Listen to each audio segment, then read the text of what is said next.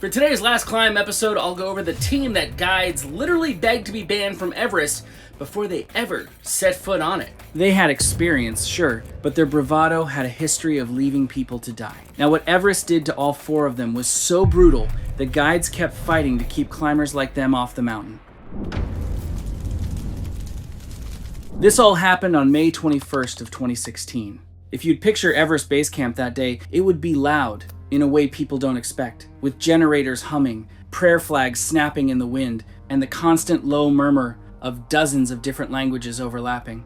Into this chaos walked four men: Callum Hedwig, the so-called expedition leader; Javier Reyes, his loudest and most aggressive teammate; Thomas Chen, a quieter member who always seemed to be trying to prove something; and their newest addition, a gear salesman named Kostin Petrov, who had somehow convinced everyone, including himself, that he was a logistics expert. They started pitching their tents like it was any other expedition, except it was not any other expedition, because almost immediately, heads turned. Word travels fast at altitude, faster than you would think for a place with such thin air. Veteran guides started whispering to each other, then to their clients, then to entire neighboring camps. Sherpas who had worked these slopes for decades were pulling each other aside. Within an hour of these four men setting up camp, half of base camp knew exactly who they were, and none of it was good. When I first read this part of the story, I felt a bit of secondhand anxiety.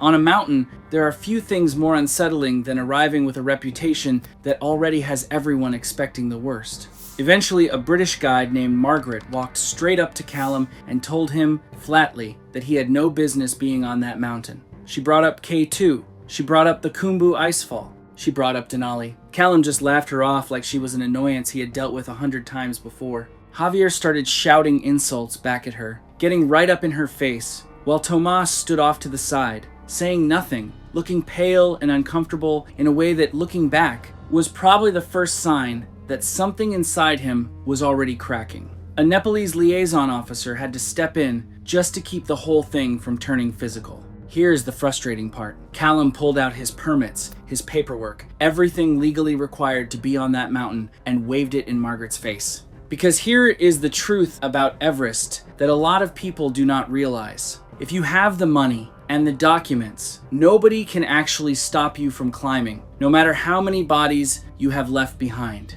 Margaret told him that she and the other guides would be warning every team on the mountain about him. Callum just called them all jealous failures and walked away. Now let me back up, because you need to understand exactly what these guides were so afraid of. To do that, I have to take you to 3 different mountains, 3 different years, and 3 different deaths that all somehow led back to the same team. 2 years before this Everest expedition, Callum led a team up K2, and on that team was a relatively inexperienced climber named Yusuf. Callum, who loved nothing more than treating human survival like a spreadsheet problem, had calculated what he called an optimal oxygen flow rate, all in the name of saving weight on the mountain. He convinced Yusuf to follow this so-called efficiency model instead of the standard, safer flow rates that every guide on Earth would have recommended. Yusuf ran out of oxygen in the bottleneck, one of the most dangerous and exposed sections on the entire mountain. Over the radio, he kept reporting that his vision was blurring, that he could not catch his breath, that his thoughts were getting foggy. And what did Callum do? Sitting comfortably back at Camp 4, he told Yusuf to keep descending on his own. He did not send anyone up to help him. Yusuf died of oxygen starvation, alone, on the side of a mountain, because a man who never even met him decided that extra weight in a backpack mattered more than a human life. And if you think that's blood boiling, we're just getting started. Kostin, the same gear salesman who later joined the Everest trip, looked at Yusuf's death afterward and called it a data anomaly publicly. Can you imagine that? A data anomaly. Like Yusuf was a glitch in a spreadsheet instead of a person who froze to death because nobody would walk up a hill to bring him oxygen. The official review afterward found no clear violation of any climbing regulation, so nothing happened to Callum. He later bragged, openly, to other climbers about how minimal the weight penalty had been on that expedition. He bragged about it. A man died and he was proud of the math. Now, if K2 was the warning sign nobody acted on, the Khumbu Icefall was the second one. On a previous Everest attempt, this same team ran into a struggling climber named Amar, who was having trouble navigating one of the ladder crossings over a crevasse. Instead of helping him,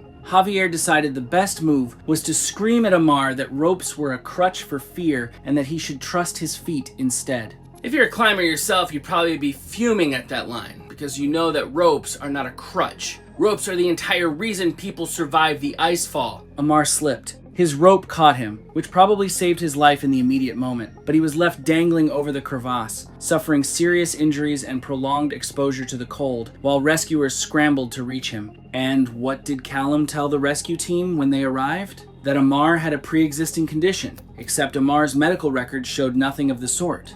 Meanwhile, Costin was apparently standing there with a notebook documenting the angle of Ammar's fall, and later concluded that it was Ammar's inefficient foot placement that caused the accident, not the fact that a grown man had just screamed at him to abandon his safety line. They left him there as rescuers tried to reach him. Ammar eventually died from complications related to those injuries and the exposure he suffered while waiting. His body was not even recovered for weeks. I keep coming back to this idea that these men had a script and the script never changed. Something goes wrong, blame the victim, calculate something irrelevant, walk away. And then there was Denali, just 1 year before this Everest trip.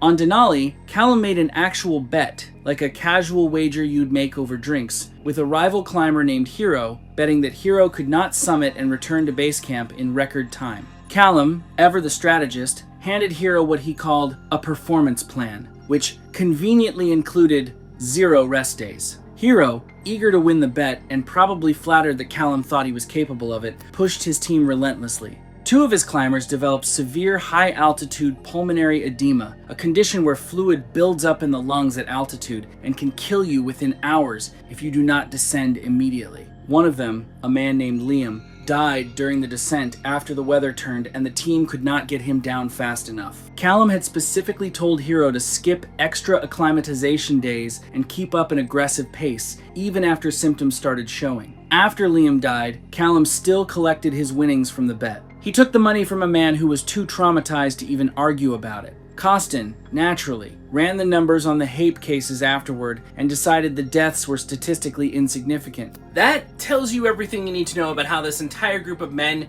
viewed human life.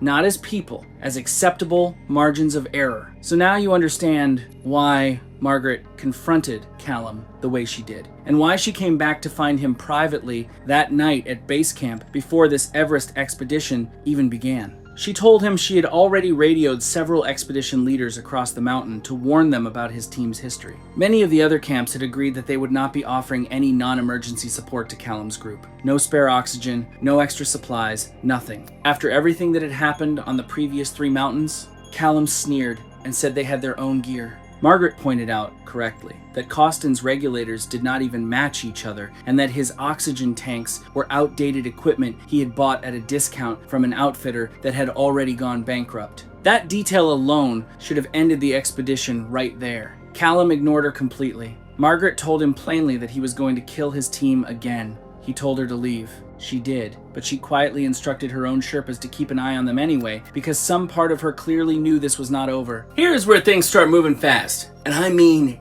dangerously fast. Callum announced a summit timeline of roughly 10 days of rotations and acclimatization, which honestly, if you know anything about how Everest expeditions normally work, should have set off alarms in everyone's head immediately. Most teams take weeks, not days, to let their bodies adjust to the thinning air. But Callum wanted speed, so he handed the scheduling over to Costin, a man with 0 medical training, who produced a spreadsheet that completely ignored the basic physiology of how human bodies acclimatize to altitude. Javier, ever the bully, started publicly shaming Tomas anytime he hesitated or expressed concern, calling him soft in front of the rest of the team. And Tomas, desperate for approval from these 2 men, just agreed to go along with it. What's crazy about this part of the story is the 2 young Sherpas they hired. These were guys on only their first few seasons working above base camp, still relatively inexperienced themselves, and even they could see how reckless this plan was. They voiced their concerns. They were overruled instantly.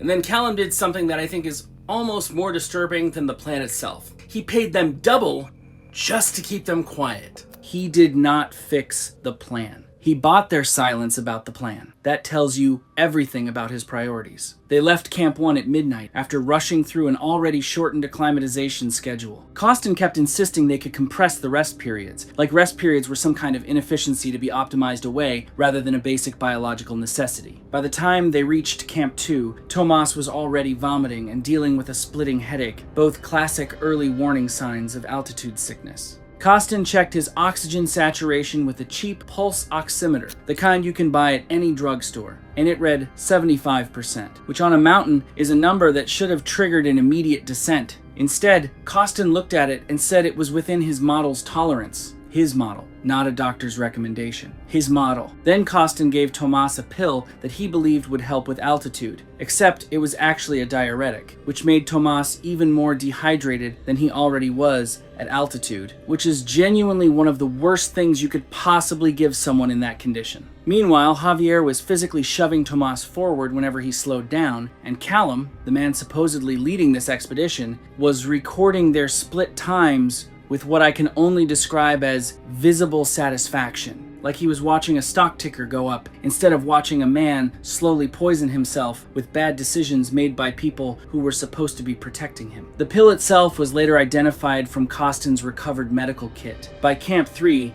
Tomas had started talking to himself. Not just muttering, but holding full conversations with people who were not there, insisting he could hear voices coming out of empty sections of the mountain. He even started accusing Costin of poisoning his water. And listen, I'm not a doctor, but even I know that talking to invisible people at 24,000 feet is not a personality quirk. That is a textbook symptom of high-altitude cerebral edema, a swelling of the brain that can kill you in hours if you do not get down immediately. Callum's response to all of this was to tell Tomas to focus on the objective. Costin's response was to dramatically increase Tomas's oxygen flow, apparently believing more oxygen would somehow clear his thinking. Instead, it just burned through their limited oxygen supply far faster than planned, while the actual underlying swelling in Tomas's brain kept getting worse, because the only real treatment for haze is descent immediately, not a bigger number on an oxygen dial. And then, just to put a cherry on top of this entire horror show, Javier told Tomas that hallucinations were just weakness leaving the body. This is the part where the two Sherpas finally drew a line. At Camp 3, they flatly refused to go any higher. They told Callum directly that Tomas was showing every sign of haste and needed to descend right then. Callum's response was to threaten to withhold the bonuses he had promised them and to tell them their jobs were finished the moment the expedition ended. So the four of them, Callum, Javier, Costin, and a now severely impaired Tomas, continued on to Camp 4, completely alone, with no support staff at all. The Sherpas, to their credit, immediately radioed base camp, begging for a rescue team. This is the last point in the story where there were any outside witnesses to the group at all. Everything from here on is reconstructed from radio transmissions sent by the climbers themselves, equipment recovered later, and sightings from distant teams. Margaret heard the call and started organizing one right away, but realistically, on a mountain like Everest, that kind of rescue takes hours to mobilize, hours that Tomas did not have. They finally reached Camp 4 after 24 straight hours of climbing, which on its own is an exhausting and dangerous amount of continuous effort even for healthy, well-rested climbers. Tomas could not recognize anyone around him at this point. He called Callum a demon, he called Javier a ghost. He kept trying to rip his own oxygen mask off his face, the one thing actually keeping his brain from swelling even further. This level of detail comes from Costin's own radio call to base camp, describing the scene, logged and time-stamped. Costin,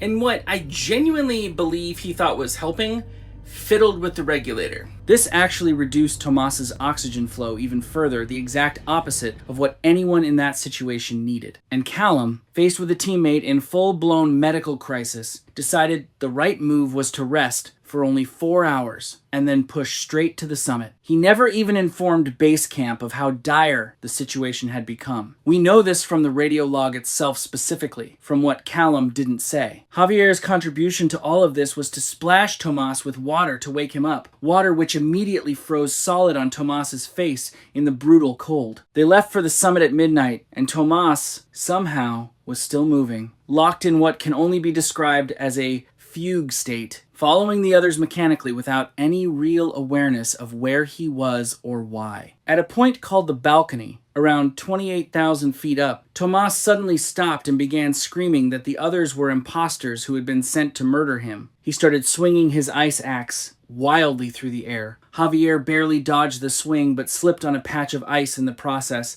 and nearly fell himself. Callum tackled Tomas to the ground to restrain him, and Costin, panicking, pulled medication from his own personal emergency kit and gave it to Tomas, believing it would calm him down. Instead, it just left Tomas groggy and even more disoriented, which on a mountain at that altitude is about the most dangerous state a human body can be in. This entire sequence is from Costin's last coherent radio call to base camp, made shortly after it happened, the most detailed surviving account of anything above Camp 4. Looking back at what happened next, it's hard to avoid the conclusion that Tomas had effectively become a dead man walking, and everyone on that ridge knew it. As they pushed above the balcony toward the southeast ridge, Tomas, lost completely in his hallucinations, reached over and unclipped Costin's oxygen line. Apparently convinced that Costin was some kind of robot that needed to be unplugged, Costin gasped and fumbled desperately to reconnect it. But his fingers were already numb from the cold and he had no backup regulator with him. An absolutely unforgivable gap in preparation for a man who called himself a logistics expert. Tomas wandered off the fixed route entirely, drifting toward a dangerous, exposed drop-off on the mountain's eastern face, his headlamp bobbing erratically further and further away. Callum radioed Costin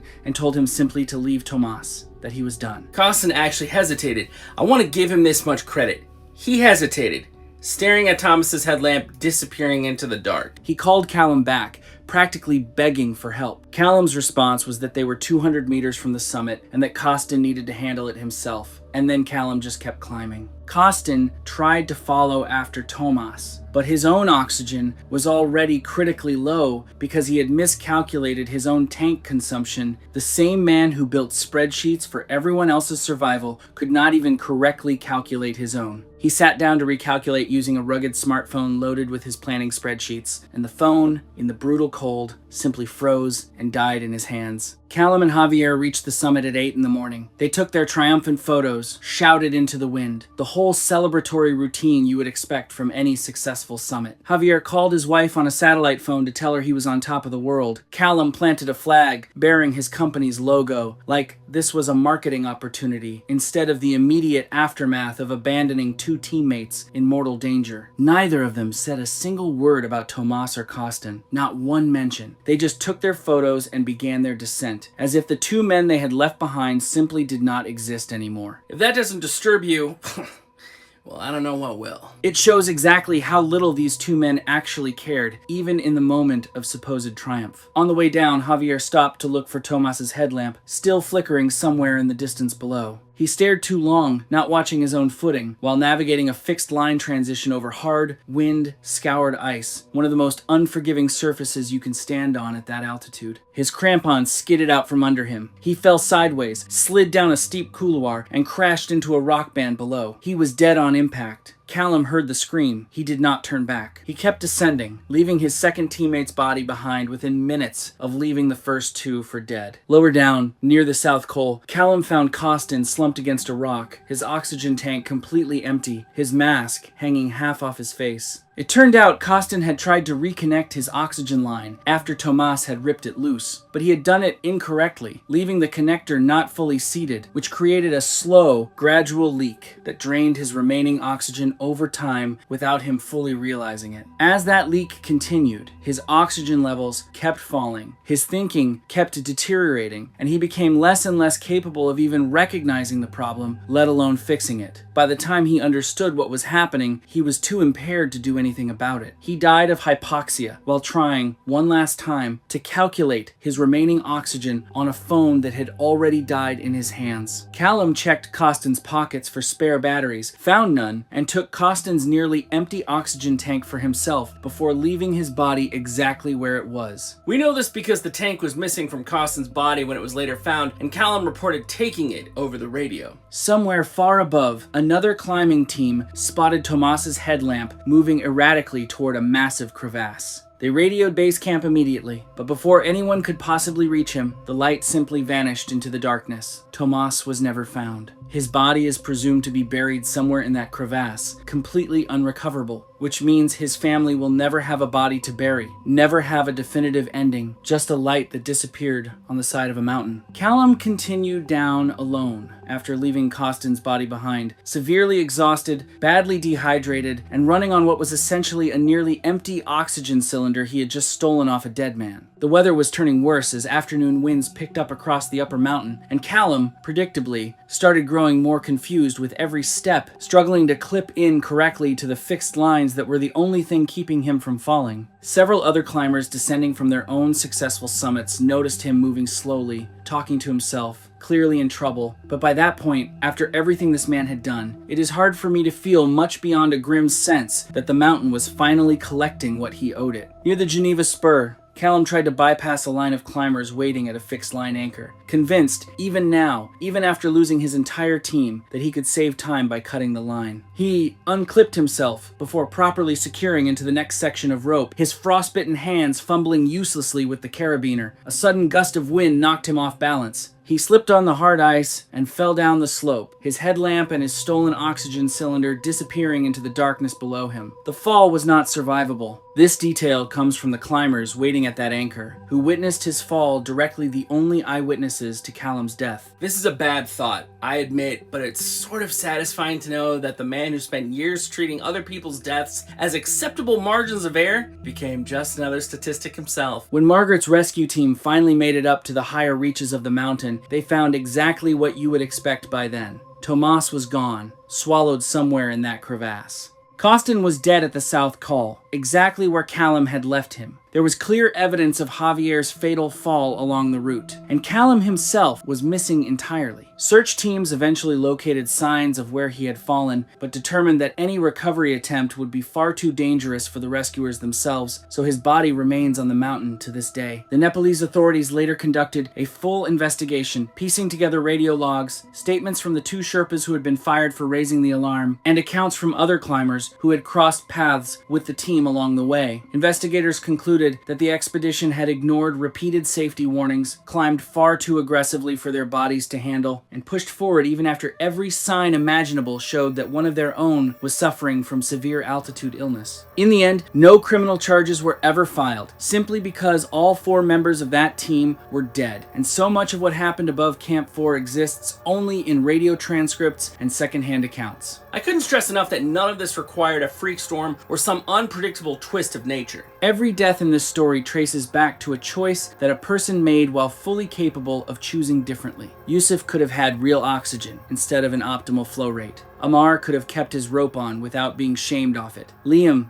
could have had rest days. Tomas could have descended the moment he started seeing things that were not there. None of these were mysteries of the mountain. They were just men who decided again and again that other people's lives were less important than their own timelines, their own bets, and their own bragging rights, right up until the mountain finally decided it had heard enough.